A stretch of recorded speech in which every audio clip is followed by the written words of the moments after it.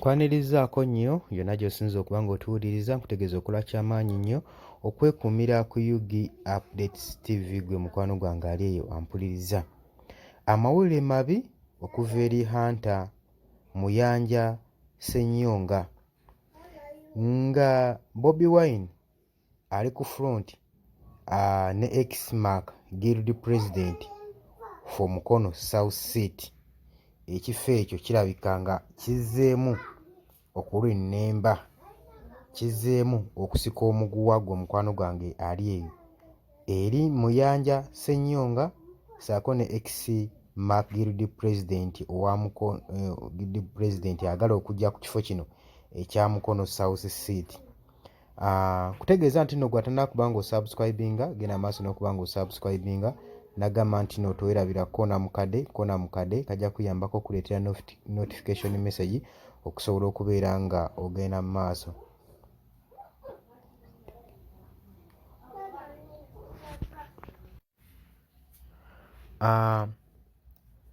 Ex-Makerere Guild President Robert Maseruka wenjogera naye amaze opulagingamu socket mu kalulu ka 2026 okubeera okuleesinga mu bwa MP for Mukono South Constituency. Jjukira nti nno ono abadde yaliko Guild President wa Makerere University, kati asazeewo yeetabe mu lwokaano olw'okukiika mu Mukono South Constituency.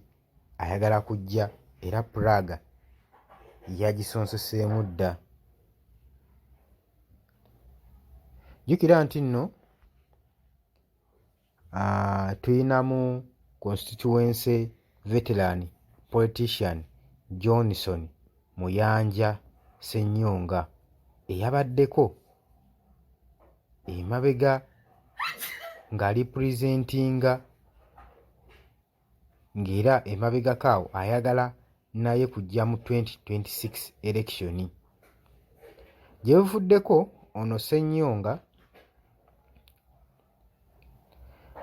yali alina omukisa ng'aweereddwa omukisa okugira mu kkaadi ya NRM era eyo gye yava n'ajoyininga ekibiina kya National Unity Platform ng'alina essuubi nti kino kiyinza omukwalifayingibwa okubeera ng'asobola okuba nga afuuka candidate eri Bobi Wine eyasigala nga mu lwokaano lw'ebyobufuzi ng'ali popular nga Kingmaker mu Great Mukono ne mu parties endala eza Buganda. Tujjukira mu 2021 Mayanja Ssennyonga yasitula n'agenda n'aggyayo fulaga ya NRM era n'agiwuuba, naye yaswazibwa nnyo n'ekibiina kya yero ekya NRM okubanga kyafevalinga DP Fred Kayondo yamudifiitinga n'obululu 2,652 nga ye alina obululu yali alina obululu 1,922. Kitegereka nti no Real Estate Maker Wilson Male yakaringa Nuupu ticket naye yasobola kufuna obululu 4,831. Kitegeeza naye yadifiitingibwa. Ng'ogyeko okubanga President Robert Kyagulanyi yalina impact nnene nnyo mu kalulu ng'era n'amayengo gaweevingira nnyo ku sayidi ya Nuupu nga wekyali ewalala yonna nga ne mu Great Mukono ye teyasobola kubeera Estate Maker Wilson Male teyasobola kubeera ng'akikola ng'akituukiriza. Kati Muyanja Ssennyonga gye buvuddeko yajoyininga ekibiina kya National Unity Platform ng'akiraiminga nti NRM yali emaze okkiryalinga nga tekyamulinamu interest n'akamu. Kigambibwa nti nno teyalina buzibu bwonna bwonna na kulumaŋŋana na kibiina kye ekye NRM eri ne mukama we General Museveni. Naye agamba yagaana omulifaalinga okuba okumudiployinga mu bifo mu gavumenti oluvannyuma lw'okudifiitingibwa. Agamba abantu bangi nnyo bannabyabufuzi mu kalulu ka 2021 abaafuloopinga nga badiployingiddwa mu gavumenti ne baterebwa mu government commissions ne mu PDM ne babawa posh cars ne babawa escorts ne juice allowances. Naye mu keesi eno ye yaliibwamu ddala olukwe. Muyanja Ssennyonga atalabikanga ali prepared okusapootinga political party yonna yenna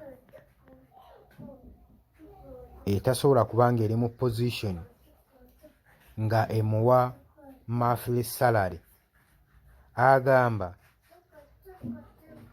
ali available ku deployment, for deployment era ali prepared okubeera deployed ne Mr. Bobi Wine. Newankubadde buli wajja n'amubeera closes kwega n'asembera omukulembeze wa National Unity Platform